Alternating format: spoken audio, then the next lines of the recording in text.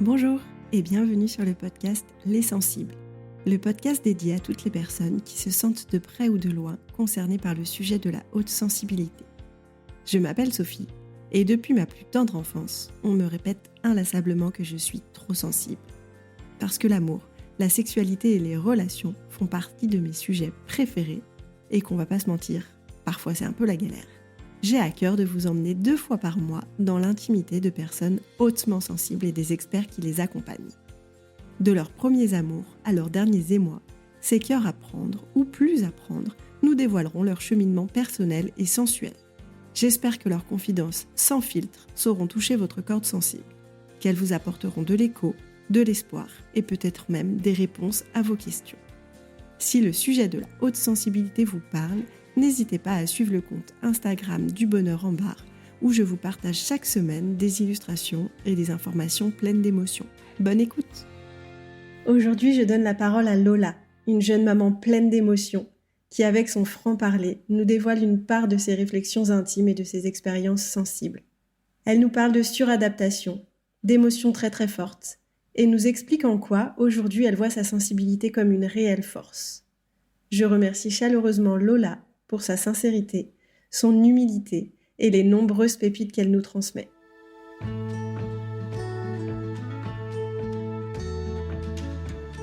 Je m'appelle Lola, j'ai 29 ans, je suis maman d'un petit garçon de 2 ans bientôt. Je suis prof de yoga et de pilates à Annecy. Je suis pour le coup séparée depuis 1 mois et demi, 2 mois à peu près. Par rapport à la sensibilité, c'est vrai que j'ai, je pense jusqu'à 26-27 ans, eu ce complexe d'être vraiment dans le trop émotive, trop sensible à tout, trop sensible à tout ce qui touche en fait les sens, vraiment, et à la fois dans les émotions. Et j'ai vraiment mis ce mot hypersensible quand on s'est rencontrés et que j'ai un peu décomplexé, on va dire, ce trait de caractère que j'identifiais pas trop, en tout cas que je conscientisais pas trop en étant quelque chose de complètement assumable en fait. Pour moi, c'était quelque chose qu'il fallait que je cache quoi, un peu, enfin en tout cas que je maintienne un petit peu en sous-marin quoi, enfin que je montre pas trop. Et en fait, j'ai vraiment compris très récemment que ça pouvait être une force, une qualité, quelque chose d'hyper, une plus-value en fait. Alors jusqu'à très très longtemps, j'ai pensé que c'était qu'il fallait que je fasse des années de psy pour arrêter d'être trop sensible, pour arrêter d'être trop émotive, pour arrêter de tout prendre à cœur, pour arrêter d'être trop quoi. Voilà, dans absolument tous les domaines. Donc c'est-à-dire que dans le professionnel, moi j'étais celle qui fondait en larmes à la moindre petite réflexion, au moindre conflit avec les collègues, puis ça pouvait me détruire une journée, même une semaine de boulot. Enfin, dans le couple, ça a toujours été, je me suis toujours dit, je suis trop sensible, donc du coup, je veux tout le temps, je m'attache trop par ma sensibilité, par mon hyper-empathie presque, en fait. Ce que je trouve, c'est quand même hyper complémentaire. Enfin, souvent, les gens que je rencontre qui sont hypersensibles sont dans l'hyper-empathie. Et pour le coup, dans le couple, ça a toujours été aussi ça. Donc j'ai été aussi souvent déçue. Mais voilà, pour moi, c'était vraiment quelque chose de très négatif jusqu'à il n'y a pas si longtemps que ça. Et à partir du moment où j'ai capté et commencé à me dire, non, en fait, c'est des trucs qu'il faut que tu assumes, c'est des trucs qu'il faut que tu vives pleinement, en fait. Et bizarrement, dans mon cas, ça s'est un petit peu estompé, et notamment par rapport à l'émotivité, où le fait d'assumer complètement et le fait de devenir maman, ça a presque coupé quelque chose qui était naturel chez moi, en fait, qui était hyper fluide, et aujourd'hui, c'est plus du tout la même, quoi. Alors j'aimerais plus l'assumer, et des fois je me dis, j'étais tellement déchargée avant quand j'arrivais à pleurer tout le temps, quand quelque chose allait pas, ça me permettait vraiment de décharger, je pense, c'est vraiment ça.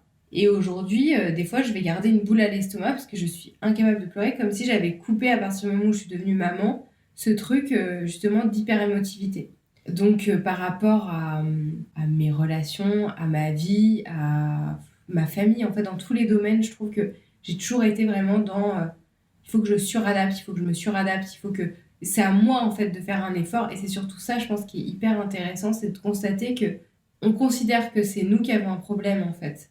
Alors que maintenant je me dis bah non en fait j'ai une force en plus, j'ai comme un pouvoir en plus, un truc en plus et il faut que je l'exploite à 2000% quoi.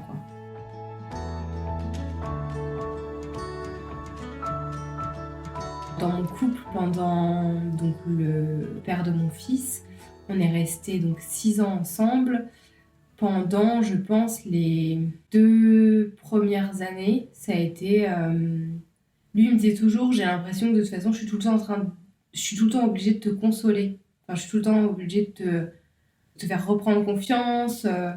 T'as toujours des coups de blues, t'es toujours pas bien. Enfin, t'es tout le temps pas bien, t'as toujours un truc de travers.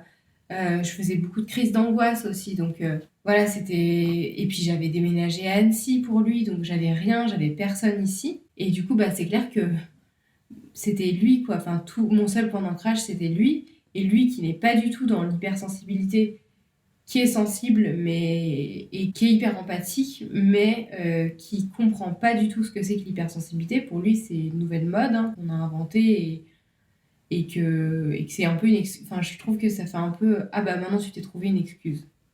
Voilà.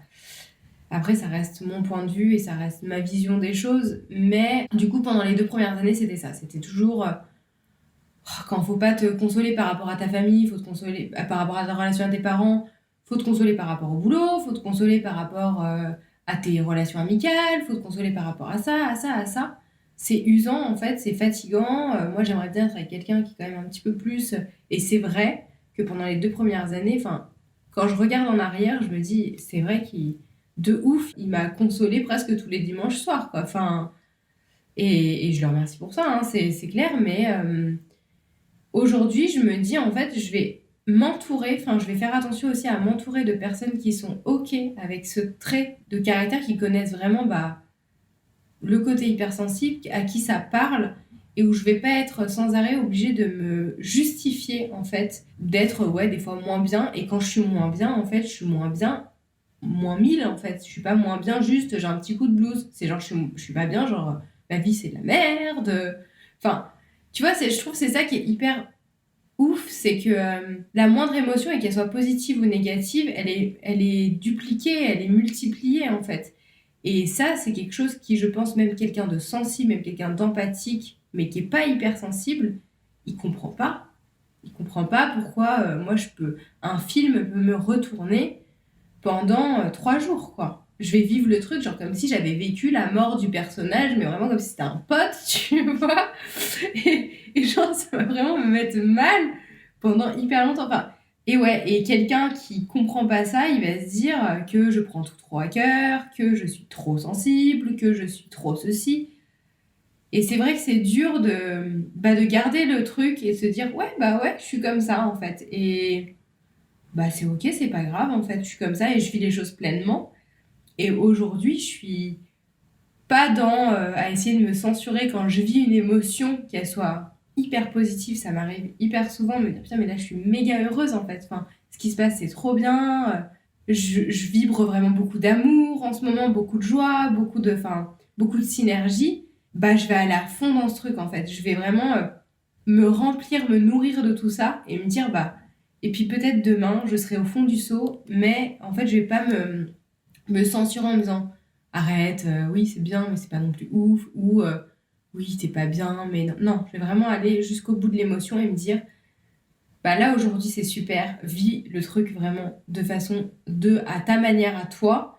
Et ce qui est dur aujourd'hui, c'est que vu que je suis toute seule, par contre, c'est dans les moments où c'est compliqué de traverser, c'est de justement pas me mettre des œillères et de me dire ok, bah là je traverse, c'est dur, mais c'est normal. Et si j'ai besoin d'être en mode au fond du seau pendant 3 jours, et ben faut que je vive mon truc au fond du seau pendant 3 jours.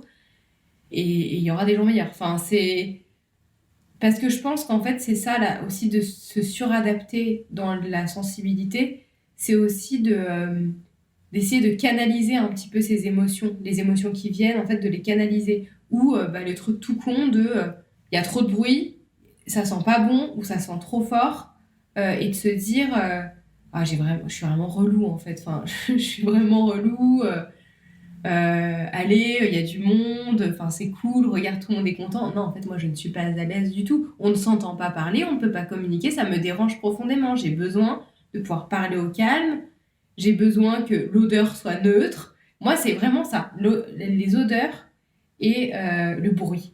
Mais vraiment, après, je pense que en cherchant bien, je pense que ça va se manifester sur le goût, parce que c'est hyper difficile, tous les goûts qui vont être très très forts. Enfin, je pense à tout ce qui va être poisson, viande et tout, ça va. J'en mange pas parce que voilà, c'est trop pour moi, je sature. Mais moi, c'est vraiment le bruit. Donc, je suis en soirée. En plus, je bois pratiquement pas, donc je m'enjaille pas comme tout le monde, où je vois plus rien, où je capte plus rien. Non, moi, je capte toujours. Je reviens toujours à ma conscience. Je me dis, non, il y a trop de bruit, ça va pas. En même temps, je vais pas quitter la pièce, ça me fout mal. Et quand tu as envie d'avoir une conversation avec quelqu'un, je trouve ça insupportable en soirée quand il y a trop de bruit, quoi. Et là, je me dis, et maintenant je me le dis plus, je me dis non, en fait, c'est pas grave, t'aimes pas ça et c'est bon. C'est juste, te suradapte pas, demande à ton interlocuteur de s'adapter à toi, ce qui t'irait mieux, ce qui conviendrait mieux. Avant, j'étais, oh là là, mais je suis vraiment trop chiante en fait, comme. Genre, j'aime pas être en soirée quand il y a trop de bruit. Enfin, voilà, et c'est plus, je pense maintenant, moi, mon gros boulot, c'est de me dire, au lieu de tout le temps être dans la suradaptation, bah maintenant, mettre tout au clair dès le début et l'assumer pleinement. Et là, je pense que vraiment, c'est vraiment là-dedans que je suis. Enfin, c'est dans ce truc où, si ça te convient pas, bah tant pis, en fait. Enfin, même dans mes relations futures, parce qu'aujourd'hui, je suis toute seule et ça me permet vraiment de faire le point sur tout ça et sur qui je suis et me connaître vraiment sur tous les plans, de savoir où sont mes limites, justement, mais maintenant, je sais où sont mes limites, par contre, c'est être capable de les poser, en fait. Et je pense que ça va être un gros challenge quand je vais me remettre en couple, si un jour ça arrive peut-être, c'est de dire, bah, voilà, moi ça c'est pas ok, ça c'est pas ok, ça c'est bon, et pas être dans la peur du jugement, de, oh, on va me trouver relou, on va me trouver chiante, on va dire, ah mais moi mon gars est célibataire, hein, celle-là est tellement relou. Non, en fait c'est de me dire, bah, si ça matche pas, en fait c'est que ça doit pas matcher, et, parce que la personne n'est pas en capacité de m'apporter, moi, en tout cas d'être à l'écoute de mes ressentis, de mes besoins. Et surtout, bah, de pas essayer de cacher et d'enfouir en fait cette sensibilité. Et maintenant, de la faire vraiment vivre de façon hyper saine et de la mettre là où ça va être hyper intéressant de la mettre. Enfin, tu vois, s'en servir en fait. C'est dingue parce que je pense que c'est vraiment aujourd'hui dans... Par exemple, je me dis que j'ai été dans le salariat pendant 10 ans de ma vie, vraiment dans des boîtes où je me disais à chaque fois, bah ça marche pas, parce que je suis pas assez compétente, parce que je suis pas assez... je prends pas assez sur moi, parce que je suis pas assez bosseuse. Aussi, c'était un truc que je me disais hyper souvent. J'avais même une directrice qui m'avait dit si t'arrives pas à bosser et à t'adapter ici, je vois pas où est-ce que tu pourras t'adapter. Heureusement que je suis quand même assez résiliente et que je me suis dit, en fait, il faut que j'arrête de croire les gens qui me disent que je suis pas adaptée à eux. C'est juste que la structure, le fonctionnement n'est pas... Enfin, c'est pas pour moi, en fait. Et cette sensibilité, ça fait du coup 1 an et demi que je la mets au service de mon job, en fait. Et c'est ça qui m'a vraiment... En fait, c'est l'authenticité. Et aujourd'hui, dans le pilate, dans le yoga, alors c'est quelque chose que j'enseigne pas, enfin je suis pas vraiment dans où je parle de ma sensibilité ou quoi. Par contre, toutes les méditations que je vais écrire, toute la façon dont je vais communiquer, je vais toujours communiquer sur ce ton-là de l'émotion que moi je ressens et pas pour faire ou pour dire des choses qui vont plaire aux gens ou qui vont être bankable. Enfin, tu vois, c'est vraiment pour se dire voilà, ça c'est moi. Tu viens, tu sais à quoi t'attendre. Voilà, peut-être tu viendras pas et en fait tant mieux pour nous deux, c'est que ça correspond pas. Et aujourd'hui, je suis hyper fière parce qu'en fait dans cette authenticité là, des fois je reçois des messages de filles qui ont participé à un cours de yoga. Alors Pilates pas trop, mais Pilates je sais que enfin voilà, je suis dans l'humour, je suis dans le ton de la blague, et c'est comme ça que je suis, donc je vais pas me dire non, c'est un cours, nous sommes tous sérieux, voilà, allez, 3 squats. Enfin, non, en fait, j'ai pas du tout envie d'enseigner comme ça. J'enseigne toujours sur le ton de la blague. Elles le savent très bien. j'oublie tout le temps qu'il y a une inscrite, on est toujours trop dans la salle, je suis comme ça, enfin voilà, et on prend toujours tout sur le ton de l'humour. Et en fait, je sais que celles qui sont là depuis septembre, qui apprécient vraiment cette énergie-là, elles sont là depuis septembre, en fait. Elles sont jamais parties. Elles sont venues là toutes les semaines. Et en yoga, très dernièrement, et ça, faut que je le dise, parce que c'est un truc, ça m'a méga touchée. Et je me suis dit, là, en fait, c'est là que, tu vois, t'as pas été en suradaptation. Et tu vois, ta sensibilité, elle est venue au service de ton job, en fait. J'ai guidé une méditation parce que c'était le jour où on levait toutes les restrictions sanitaires. Et je me suis dit, aujourd'hui on lève toutes les... Qu'est-ce que ça signifie ce truc ? C'est un sujet quand même à aborder aujourd'hui, alors sans le contexte hyper chiant de la crise sanitaire, hyper politisée, etc. Dans l'émotionnel, qu'est-ce que ça vient toucher ? Et j'ai écrit ma médite vraiment en pensant justement à tout ce qu'on avait fait, nous les femmes, par rapport à cette... Enfin, comment on a été assez résilientes. Je pense aux nanas Moi, pendant le Covid, j'ai eu mon fils, j'ai vécu une fin de grossesse en confinement. Il y a des trucs où, voilà, moi, j'ai rien connu d'autre. En fait, pour moi, la grossesse, l'accouchement, la maternité, c'est 3 quarts du temps confiné, où, voilà, mon fils, il a appris à parler, on portait tous des masques. Enfin, qu'est-ce qu'on a fait, nous, les femmes, parce que j'enseigne qu'aux femmes, le yoga et le pilate. Qu'est-ce qu'on a fait, nous, en fait ? Comment on s'en est sorti de tout ça ? Qu'est-ce qu'on a... Et j'ai écrit cette méditation, et en fait, je l'ai vraiment écrite, je te jure, en pleurant, quoi.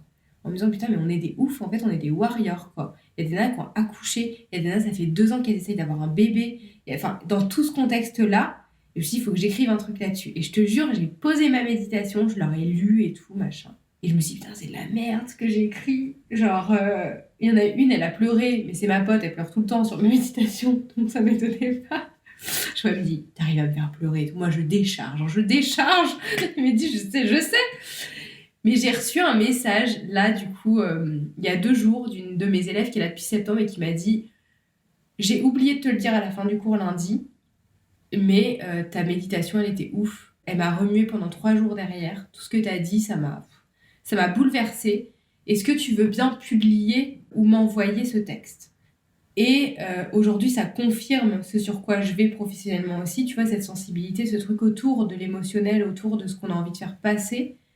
C'est comme ça que j'ai toujours communiqué sur mon compte pro, Studio Décomplexé, où vraiment tous mes textes sont vraiment faits avec... C'est pour ça que je ne sais pas programmer, parce que ça vient comme ça, moi j'écris et je publie. J'essaye quand même de garder l'algorithme, genre 18h, 19h, mais en vrai, je ne sais pas vraiment anticiper le calendrier éditorial, parce que je ne sais pas ce qui va me venir à ce moment-là. Je vais avoir un coup de blues, je vais écrire sur ça, enfin voilà, un coup de gueule, ce qui m'arrive assez régulièrement aussi. Mais voilà, ça, c'est venu au service, et je me suis dit, en fait, ton truc aussi, c'est d'écrire par ta sensibilité. C'est clair. En fait, c'est écrire, c'est communiquer sur le ton de la sensibilité, sur le ton de l'émotionnel, et en fait, ça, t'as le droit d'en faire ton job, en fait. Et donc, c'est venu après. Et c'est là que je veux dire, je pense que c'est hyper important de comprendre où sont ses limites, où il y a des choses que moi, des fois, ça me saoule d'être hypersensible, où je me dis, putain, en vrai, j'aimerais bien être vachement plus chill en soirée, j'aimerais bien pouvoir parler quand il y a What 1000 décibels, tu vois. J'aimerais bien être aussi un peu moins insupportée par les odeurs quand je vais au marché avec mon fils et que je sens l'odeur de la poissonnerie, que c'est l'angoisse pour moi, enfin, tu vois, où vraiment, moi, ça vient me chercher aux tripes. Mais à la fois, donc ces trucs-là, ça me saoule, mais bon, je vis avec. Mais à la fois, regarde dans la sensibilité ce que tu arrives à faire. Alors peut-être que dans le salariat, ça marchait pas. Peut-être qu'on m'a dit que voilà, c'était pas pour moi, que j'arriverais jamais à m'adapter à personne. Peut-être, en fait. Mais en fait, tout ça, tout ce gros défaut-là, en fait, ce gros noyau de défaut-là, aujourd'hui, je l'ai transformé en force. Et dans l'écriture, quoi. Et ça m'a au final révélé. C'est ça qui est beau, je trouve. C'est que finalement, en arrêtant de complètement être dans la censure et en étant soi, et alors il y a des gens, ça ne marchera pas, ça fonctionnera jamais, je plairai jamais. Mais d'autres, ils seront à l'écoute et vachement plus sensibles à tout ça.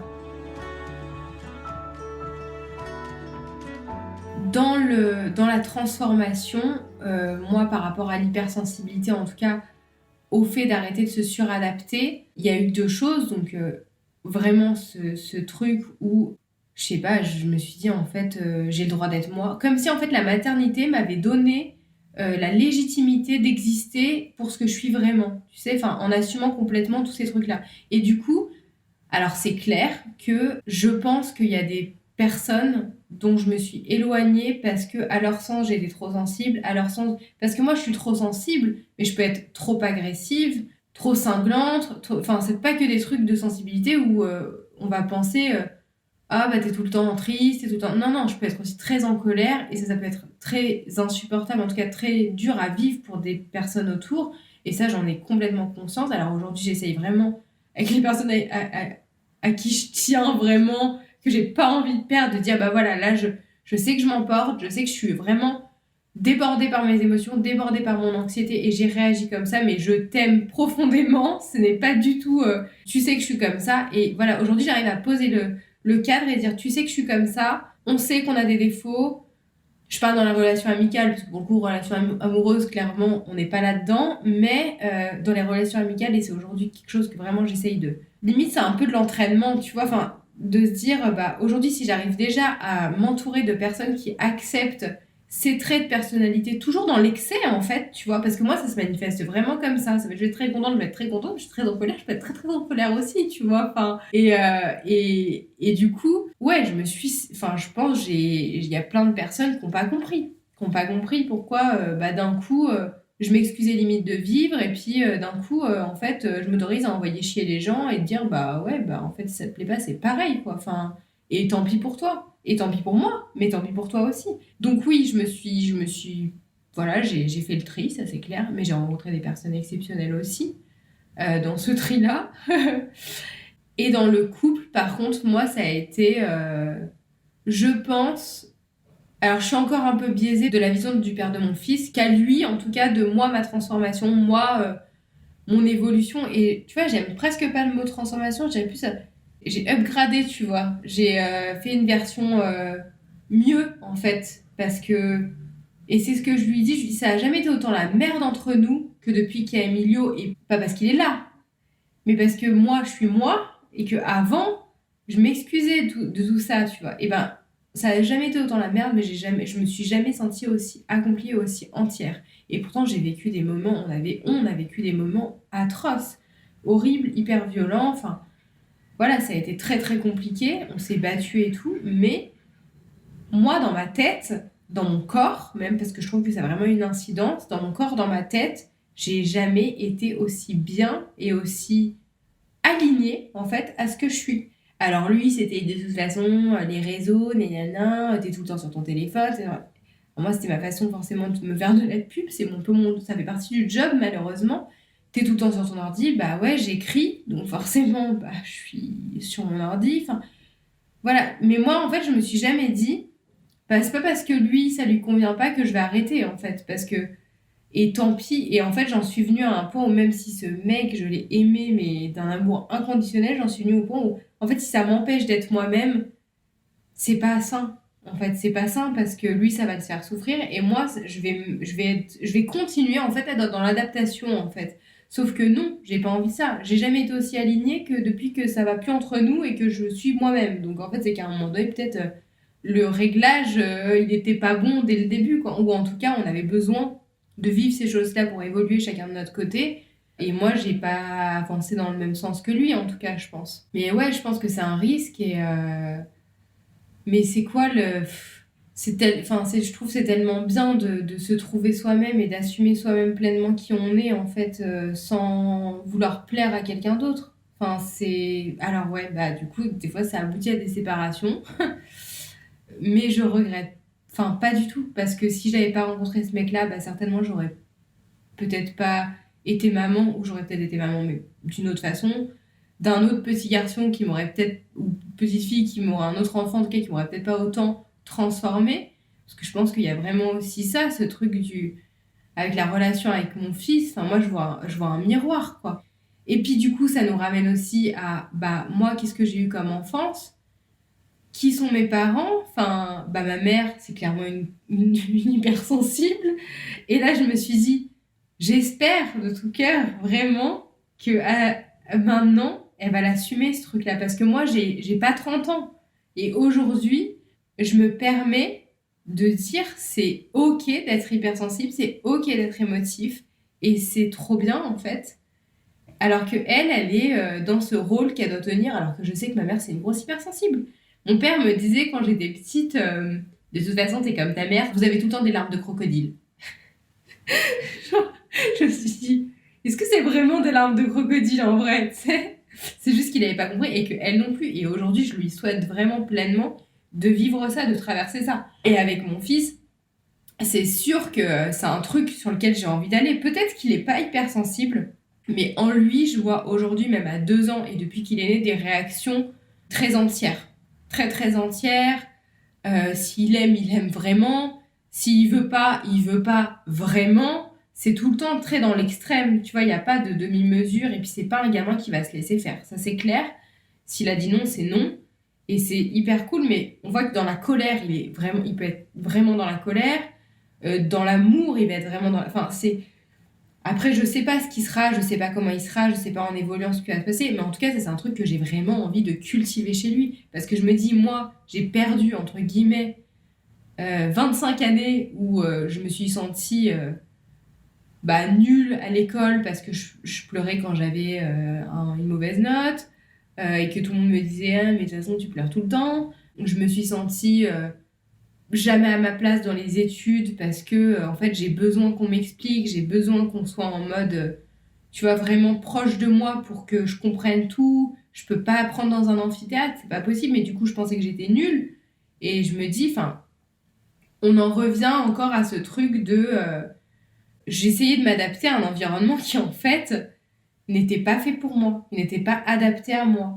Et à partir du moment où tu captes que en fait c'est pas ça sert à rien d'aller là tout le temps où c'est pas adapté pour essayer de forcer le truc, c'est de trouver c'est quoi en fait ce dont j'ai besoin, c'est quoi mon environnement à moi. Et je crois qu'aujourd'hui, alors j'espère que je serai pas obligée de retourner dans le salariat, mais je pense qu'à partir du moment où on a compris, qu'on a trouvé, il y a voilà, les choses s'alignent bien en général, mais je pense qu'à partir du moment où on trouve c'est naturel en fait. Et tant pis pour le salariat et tant pis pour les relations amicales que je regrette aujourd'hui mais qui ne fonctionnaient pas. Tant pis malheureusement pour mon couple, mais en fait je pouvais pas suradapter toute ma vie non plus. Enfin, c'est pas une vie. Pourquoi je pleurais tous les dimanches soirs, toutes les semaines? En fait, c'est qu'il y a certainement un souci. Aujourd'hui, je suis toute seule, j'ai toujours eu peur d'être toute seule. Je me suis fait une montagne de me retrouver toute seule. Je me suis dit, mais je vais pleurer tous les soirs dans mon lit, il va me manquer, ça va être horrible. Et finalement, j'ai pas pleuré tant que ça. J'ai eu des coups de blues parce que c'est dur de se séparer de quelqu'un. C'est beaucoup... Voilà, c'est de l'affection, d'autant plus quand on a eu un enfant. C'est hyper fort comme relation, mais on pouvait pas rester tous les deux dans un truc où moi, si pour lui plaire, fallait que je me suradapte, c'était pas possible. Parce que c'était ça le deal. C'était, depuis que tu as eu un enfant, depuis que tu t'es mis à fréquenter telle ou telle personne, depuis que tu t'es mis au développement personnel, depuis que tu vas voir une psy, depuis... Et toi, en fait, depuis, t'as fait quoi? Tu vois, c'est... oui, moi, j'ai fait tout ça. Et aujourd'hui, je me sens méga bien. Tu m'as vu repleurer un dimanche soir? Non, parce que je sais que le dimanche soir, il faut que je sois avec des gens. Je sais que le dimanche soir, je peux pas être toute seule sur le canapé avec toi. Parce que oui, ça va me renvoyer à des blessures. Oui, ça va pas être possible. Et oui, je vais pleurer. Aujourd'hui, je sais, j'adapte. Mais voilà, je pense que ce qui est hyper important, c'est de comprendre et d'assumer pleinement ses fonctionnements pour se dire, j'ai besoin de ça, ma limite c'est ça. Et si ça ne convient pas, c'est dommage, mais tant pis.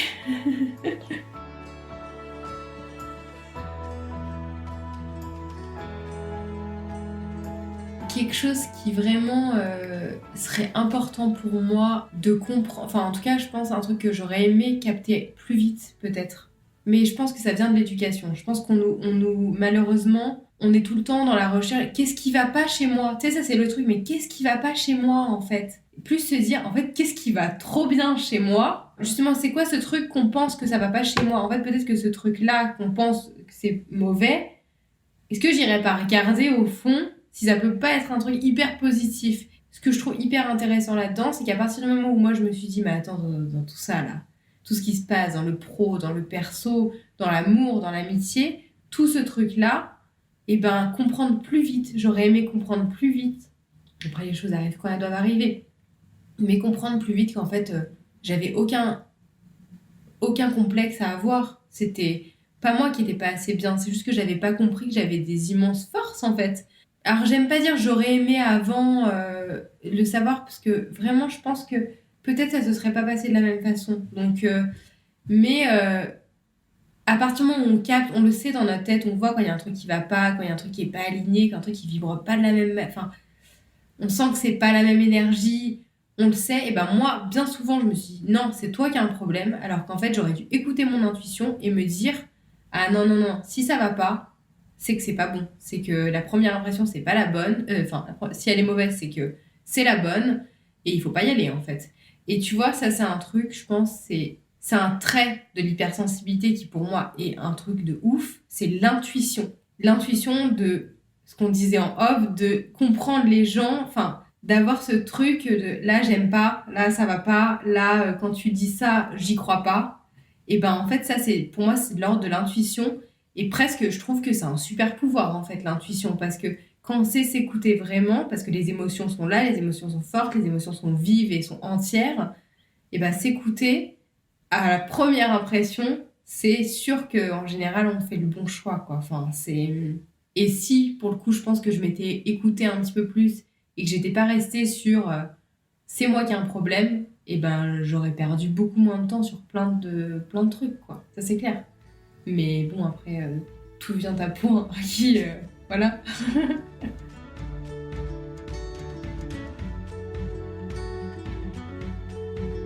Je pense qu'à partir du moment où on accepte d'être authentique et d'être nous, en fait, c'est là où on a le plus de pouvoir en fait. Et ça, c'est un truc que j'ai compris récemment en fait, c'est que c'est en étant le plus possible moi-même et en arrêtant d'essayer de me cacher derrière un personnage qu'on voulait m'imposer, en gros que la société ou que mes parents ou que mes relations amoureuses ou amicales voulaient me faire coller, et ben c'est à ce moment-là que je me suis le plus moi épanouie dans mes relations et dans mon boulot.